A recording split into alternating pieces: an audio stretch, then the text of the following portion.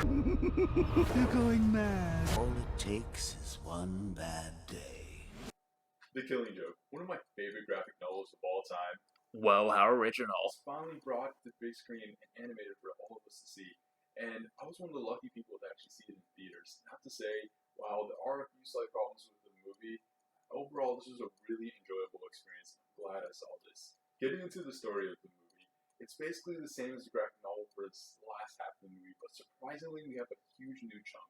So all these Batman fans and everyone who's a fan of the comic will have a lot of new content to actually sink their teeth in. The first half, or maybe roughly 30 minutes of the film, is actually all focused on Barbara Gordon Batgirl, and really adds a lot of emotional depth to her character, and really fleshes out who Batgirl was and her relationship with Batman. Now, there's going to be one iconic scene from this movie that a lot of people are going to be upset about, and I can understand the frustration. And while I don't think it ruins the experience, it definitely was a little bit awkward and felt kind of forced. I won't spoil what that is, but when you see this, you'll probably understand what I mean. But the first 45 minutes was actually, aside from that one scene, a really good story for Batgirl, and one that, one of my friends right next to me actually said, like, I paid money to see this story, because it was good. Like, you see Batgirl doing her stuff, you see Batman and her having a relationship, and like, let's be real, who wouldn't want Batgirl right there? Oh yeah, look at him 2D curves. So with a solid first half, with a lot of action, a lot of like emotional depth, a lot of like character development, we get into the actual Killing Joke storyline in the second half, and the transition into it is decent. I was surprised how well they're able to smooth it into it. I have to say the actual Killing Joke part, they dropped the ball a lot on a few iconic scenes. Now, the story is relatively the same, and I give them props because they did a fairly good adaptation at taking all the comic material and actually putting it on screen. Everything you see is literally just ripped off the pages. Going into that, also all the voice acting in this movie is really well done. Mark Hamill, Kevin Conroy's back, and you know that it's gonna be top par, and it really is. And Tara Strong's also back as Batgirl, and just everything they say, every voice they do. They even have a musical number with Joker, and Mark Hamill is singing, and it's just amazing to see, and they do a great job. Going into the animation of this movie, there are some slight problems. If you did see the trailer, you would see that it looked kind of choppy, and that was a really kind of surprise, considering that the DC animated universe is usually really, really, really crisp and really fluid.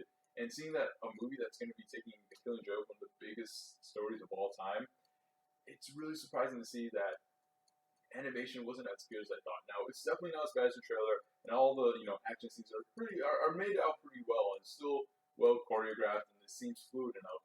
But it's just a few scenes where characters in the back are walking really awkwardly, and it just seems like they're chopping around, or some of the settings don't seem to be as flushed out and detailed as I thought. It's a little disappointing that in a movie this big and actually coming to theaters, that the animation wasn't on par with what it usually is. Now, going into my other complaint that I mentioned earlier, yeah, the iconic scenes, and that's what The Killing Joke's known for. It's known for probably 3 iconic scenes, which, not trying to spoil anything, but we know it's the Barbara Gordon scene, it's the ending scene, and it's the transition of Joker into, Joker into being the Joker. And I have to say, they did drop the ball a little bit on these scenes. Now, it's kind of hard to say where exactly this faltered, and that's what's tearing me apart right now. While the scenes look kind of like what it is in the comic, somehow when you read the comic, you feel the tension build up. There's no sound, there's no voice acting, there's no music. It's just you reading words off the page. But for some reason, Alan Moore is able to take such tension and just really give you goosebumps in every scene and really make you feel the psychological impact that you get from this. Maybe I'm looking too into it, but when I saw the movie and I saw those same scenes, I just didn't feel the, spunk and the poof that I saw from this. And I don't know why I just said spunk and poof, but I just didn't feel the same way. Maybe it was the music that didn't do it for me. Maybe it was the animation could have been slightly better. Maybe they just had to extend some of these scenes. It just didn't feel like as good as I thought it should be. With music in the background, with voice acting, with it being animated and moving fluidly, I would think a lot of these scenes would just be better. Especially the ending scene where they kind of go off camera. again, not trying to spoil too much, it is a lot more ambiguous in the comic, which is kind of why the ending of this comic is so great, versus in the movie where it just doesn't feel as clean. It doesn't have the same impact that you want, which is kind of a really big letdown when the rest of this movie is, adapted really well. And they just kind of drop it down on, the scenes that are really, really important. With that being said, the story is still relatively the same. We still see the origin of Joker. We see the big confrontation between Batman and Joker, where it's physical, but it's also and majorly psychological and theoretical. Not theoretical, but psychological, and just really just thinking about who are these characters, the philosophy between what Joker's plan is here and what he's trying to show.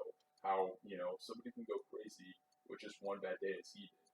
And while that's still, those themes and stuff still stay true, it's just a shame that the big scenes that are really toning it down. I know I'm repeating myself here, but the big scenes that are really trying to tone down on the message of this comic, they're just not doing it as I wished. And yeah, it sounds like I'm criticizing it a lot. It was just a little bit disappointing seeing those scenes that I got really excited for just not have the impact that I wanted them to be. And maybe it's because I already read the comic and I knew what was coming. Maybe it's something else. Maybe others felt it. But I have to say, overall, while those were problems, the beginning half of this movie was a big surprise. Fairly well done. One scene kind of awkward, but a really good story of Barbara Gordon that I didn't expect to see, along with a solid adaptation of The Killing Joke. Some amazing voice acting that, I don't even have to mention. Like, you know it's going to be amazing when I said Mark Hamill and Kevin Conroy and Terry Strong are back.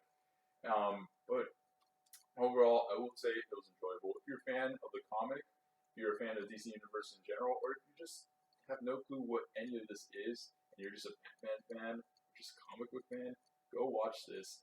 You'll enjoy it.